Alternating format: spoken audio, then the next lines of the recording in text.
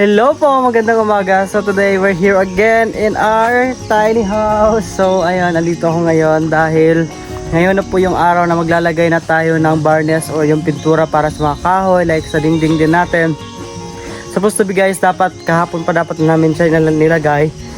Yung weather kahapon is hindi maganda kaya hindi namin siya nalagyan. Then hindi rin talaga kami naglagay kahapon dahil pag halimbawa po naglagay tayo tapos pag umulan and then yun, masisira yung pintura natin or yung ating varnish. So ngayon, andito yung papa ni Donna and then si Kuya Junjun at saka si Dennis para tulungan ako maglagay ng varnish. And ngayon din inayos na rin nila yung yung pinto at saka yung bintana. So ayan guys, let's go po. So ayan, inaayos na nila yung yung bintana. Ito, natanggalan na to ng balat. So ito lalagyan ko muna to ng varnish para ibilad bago ikabit dito. So itong ito yung lalagyan ngayon. Ito yung mauunang lagyan ng varnish, 'di ba to?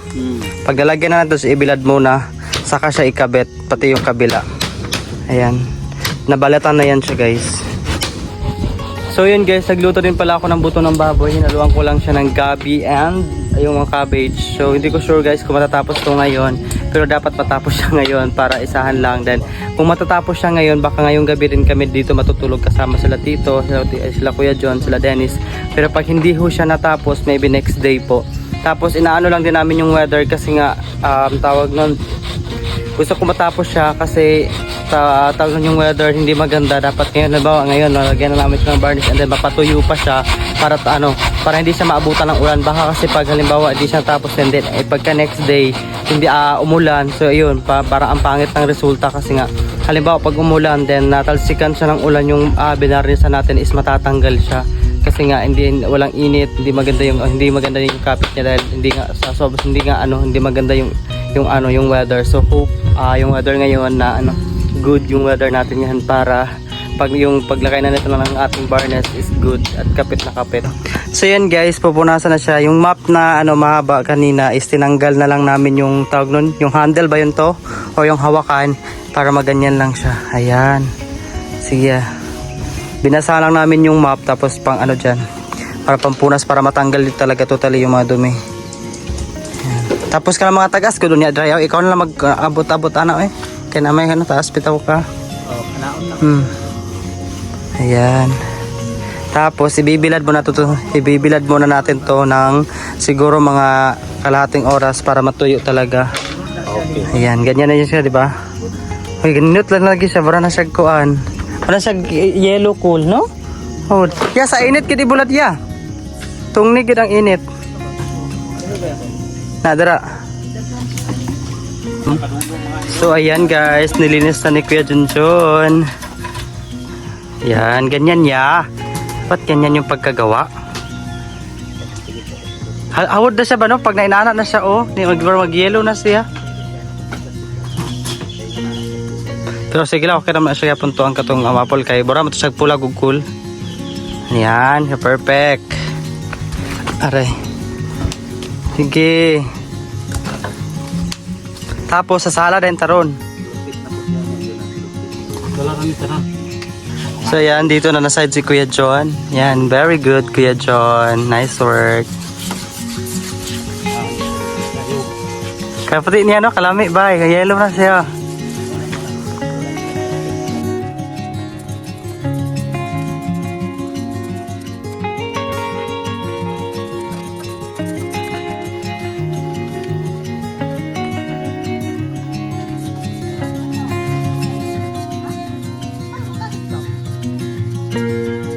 Ayan guys, andito ang mother. Ano sa gidala ni mama? Balon? Balon. Nagdala si mama ng baon. Hindi niya alam na nagluto ako dito. Asan si Katrina? Baba. Asa ito ipanghatag sa mga ganyan gabi? Isuot ni mo? Katrina, gitising niya. Wala. Ibag mo maghanil. Ibag pala niya? Niya tapos. Dito. Dito, gibili na ako pa akin mo. Okay. Dito si mother guys. Punta dumalaw siya dito kasi sinabihan ko siya na magpipintura na kami or na kami ng lalagay na kami ng varnish. Ayan. So ayan guys, maglalagay na kami ng varnish. So dahil wala kaming parang lalagyan, lang kami, improvise na lang kami ng lalagyan. Ayan, katulad nito.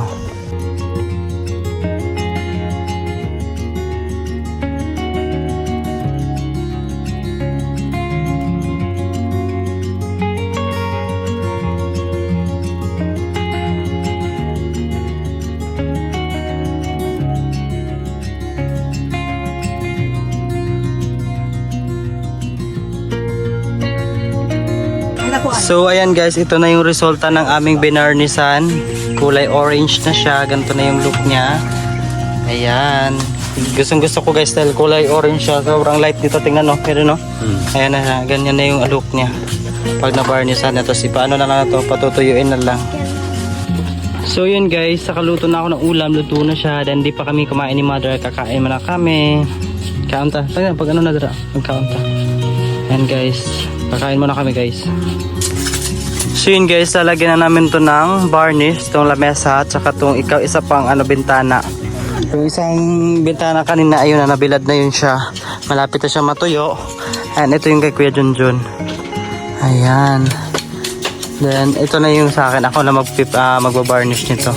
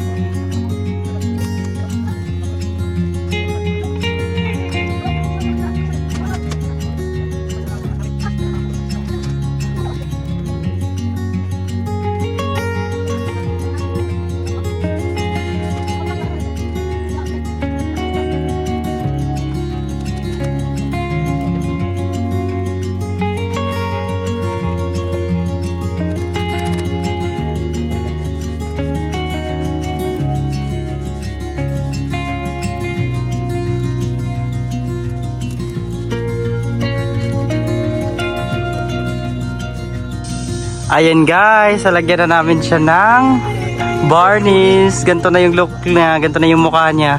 And dito na kami sa kabila, tapos na kami dyan. So here na kami banda.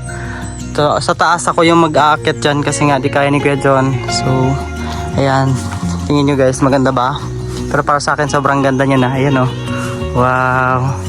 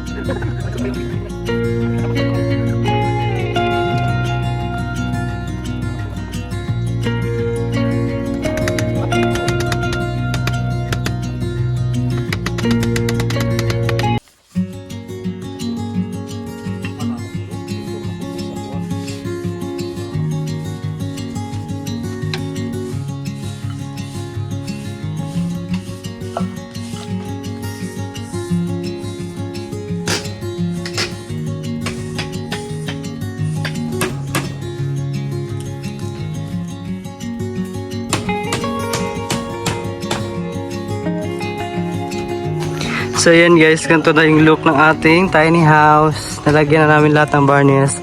And dito din, nalagyan na din tong front at yung pinto, nalagyan na din. And ayan, pati sa taas. And dito sa upuan na natin, nalagyan na din namin. Ayan. Sobrang ganda na guys. And yung mesa doon, saka yung upuan, nalagyan na din namin. And dito, ito na yung likod niya. Ayan, ito yung likod niya. Then si mother dito nagkahilaglinis. Si mama na yung naglinis kasi kakatapos na namin maglagay dito. And of course, dito rin na side. And yung kulang na lang namin is yung pinturahan yung mga ganito, yung kahoy-kahoy. So ayan. Sobrang ganda, grabe. Wow. Ganda na sa kaganda guys. Sobrang kinang.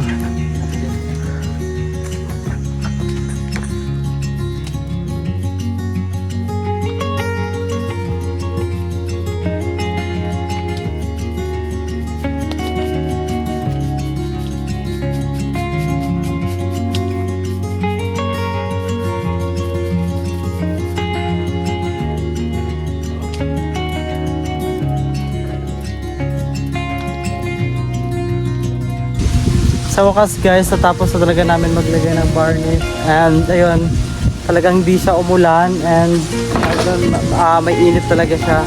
Maganda yung day. Pero yung ano talaga, may ulan na papunta dito. Pero hindi pa talaga siya as in papunta dito.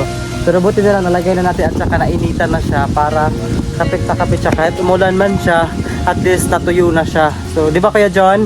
Kahit umulan siya, okay na siya. Kasi nga ano, pumapit na siya. Kaya buti at napag-decide ko ngayon na maglagay talaga kami ng varnish. At yun, hindi nagkamali yung instinct namin na maglagay ng varnish dahil good yung araw ngayon. At least natapos na natin, 'di ba? Yung ano na lang pintura sa kahoy sa ilalim. Yan na yung kulang namin, guys.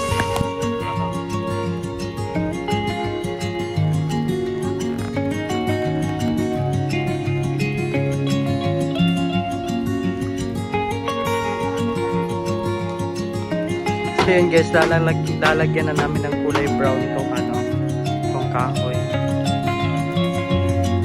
Kung ano yung maging look niya pag nilagyan namin ng brown. So yun guys, dito na mag-end yung vlog ko. Maraming salamat po sa inyong lahat. Sa lahat po ng subscriber ko, lalo na kay Ate Kit.